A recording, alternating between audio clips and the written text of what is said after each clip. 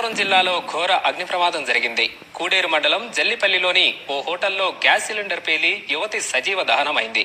మృతి చెందిన యువతి హోటల్ యజమాని కుమార్తె ప్రత్యూషగా పోలీసులు గుర్తించారు. ప్రత్యూష బీఎస్సీ 2వ సంవత్సరం చదువుతున్నట్లు పోలీసులు వెల్లడించారు. గ్యాస్ సిలిండర్ పేలడంతో చుట్టుపక్కల మంటలు వ్యాపించాయి. స్థానికులు అప్రమత్తమై మంటలార్పేందుకు యత్నించారు.